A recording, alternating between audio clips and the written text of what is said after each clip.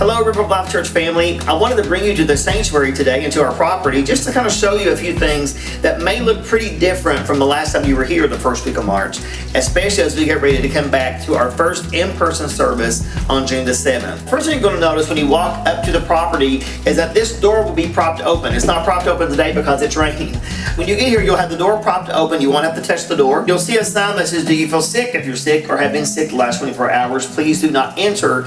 And that's really important that as you get here, if you don't feel well, you just stay home. We can't check temperatures because we don't have the means to do that. So we're asking you to self-check your temperature at home if you feel like you might have a fever or don't feel well. And if you have a fever that's 100 degrees or higher, that you would just stay home. But when you enter the foyer area where I'm standing now, you're probably going to want to congregate and talk and laugh, but you can't do that. You just need to keep on moving through to the sanctuary. Normally our greeters would shake hands, hug necks, all those kind of things. We're not shaking hands, we're not hugging necks at this phase of the reopening. So please refrain from doing that. Before we go into the sanctuary though, I want to show you a few things about the restrooms that are different. I'm going to show you the women's room because it's right here closest to me, and also because it's the only restroom that has the means for more than one person to be in there at a time. So we've had to do a couple things different. Let me show you what we're going to do. The first thing you're going to see is a sign that says only one person in the restroom at a time, and that's because they only want one person in there at a time. Unless you are a parent that's got a small child or you're someone who is assisting another person.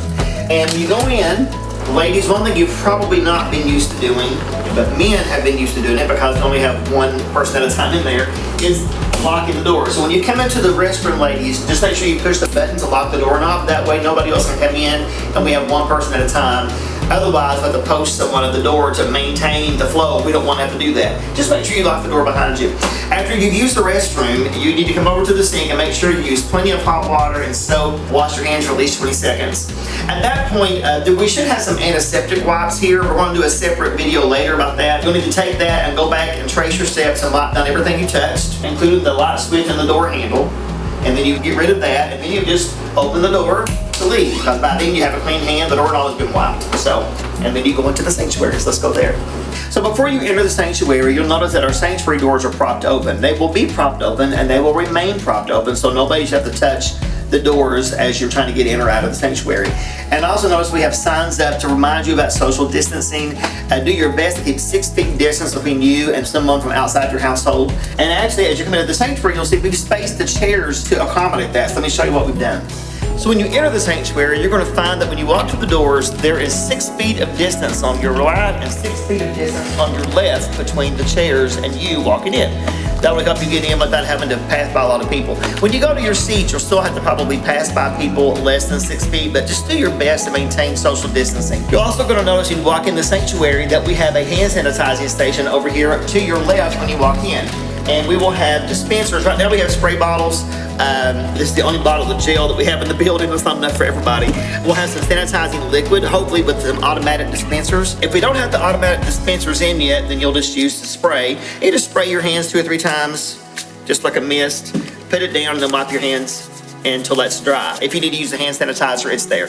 You don't have to use it every time you enter the sanctuary, but it's there if you'd like it. When you and your family are ready to go to find a seat, you're going to just find a row and walk over and go all the way to the wall, as far over as you can. Whichever side of the building you're on, go to the wall and sit in the first chair and fill up the rows. No empty seats between your family members. If you come in and you are trying to find a place to sit and you're, for example, by yourself or you're a single person, or even if you have a family, as long as there are 4 empty seats between you and the other people sitting in the row that are not in your household, you have social distancing requirements met. So let's say, for example, I come in and I sit here, and then a husband and wife come in, they want to sit in this row. As long as there are 1, 2, 3, 4 empty seats, they can sit in these seats here, and that will give them the 6 feet social distancing between them and me. If you can't find that distance in a row, then just go to another row. We have quite a few options for you when you come in to sit, and I hope that it works out well. It may be a complete disaster.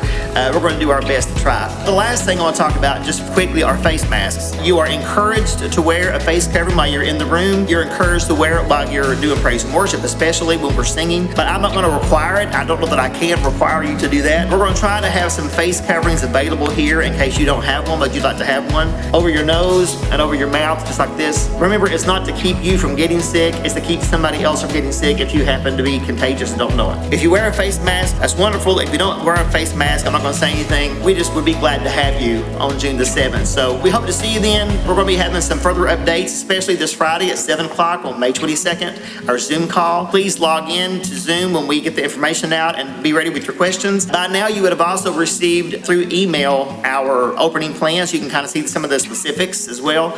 So we're just trying to find different ways to get the information to you so that you feel safe. We work really hard every week. Our sanctuary and our entire building is professionally cleaned and sanitized. We have different procedures in place even after the fact to make sure that you're still safe while you're here, even after it's been professionally cleaned.